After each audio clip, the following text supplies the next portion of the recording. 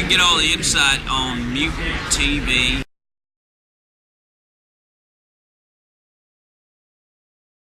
Hey, what's up, MVP? Welcome back. Strebo here with you.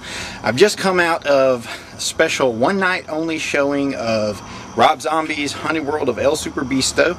Believe it or not, it was playing in North Carolina in a couple different locations. One place here in Greensboro, one in Charlotte, and I think one maybe in Raleigh. I made the trip to Greensboro, and I was a little bit disappointed to see that I was the only person in the theater.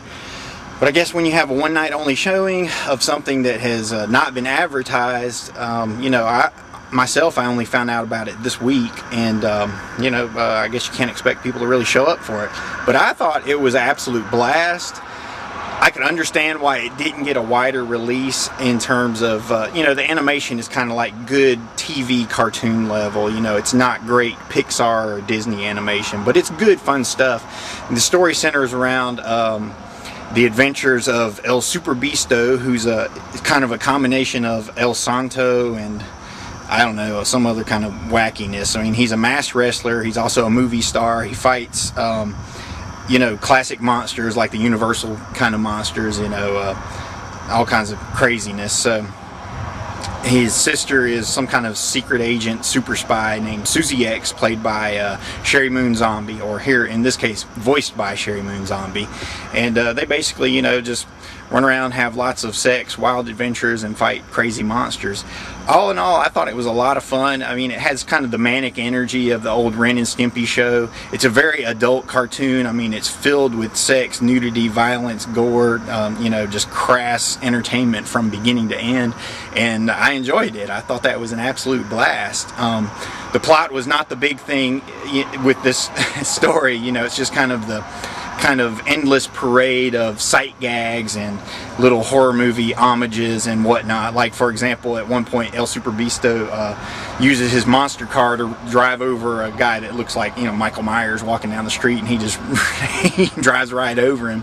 You know, and if you pay attention, you see, you know, you see monsters and characters from all kinds of classic horror films, and including Rob Zombie's own films. You know, the Devil's Rejects characters are in there. Of course, Dr. Satan is the big villain in this, but he's, you know, he's this wimpy, nerdy guy that's kind of got this plot to take over the world. But anyway, El Super Beasto has to rescue this stripper that he's, I wouldn't say in love with, but he's definitely in lust with, named Velvet Von Black.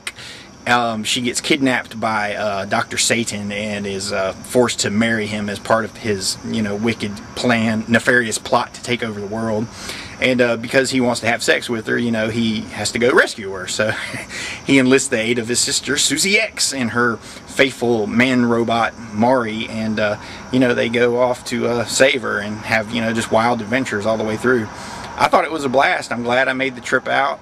And, you know, I'm a little disappointed they didn't have a poster up for me to shoot this in front of, but I thought I'd pimp out Zombieland just a little bit for you. I'm sorry if this is framed up all weird, because on the new Strebo cam I don't have a viewfinder where I can see how I'm framing things. So what you see is what you get. You know, if I didn't shoot it this way, you wouldn't have a review at all. So I just want to say, I thought El Super Beasto, the Haunted World of El Super Beasto, was an absolute blast. I'm looking forward to picking it up on DVD. I don't know what the extras are going to be on the DVD. I hope there's a commentary track with Zombie and some of the voice actors and whatnot, but it was a lot of fun from just beginning to end. Just spoofs on, you know, every kind of classic horror film you can think of, and just wild, you know, goofy masked wrestler entertainment mixed with, you know, Rob Zombie's love for monster cars and you know, naked chicks. I mean, yeah, how can you go wrong with that?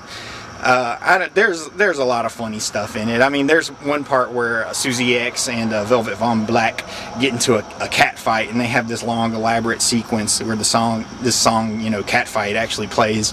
And then they have these goofy moments where they actually kind of try to spoof Japanese anime, and the lyrics in the song say that it's okay to masturbate to cartoons because the Japanese do it every day. So why don't you wank one out for the USA? And big letters, you know, USA fly across the screen. But at the very bottom it says made in Korea. I mean, so it's just funny. So it's good stuff. One thing that I really enjoyed about the movie was the songs. There are just an array of songs. Some are kind of spoofs on old, you know, Monkees or Beatles songs, like something out of the Yellow Submarine.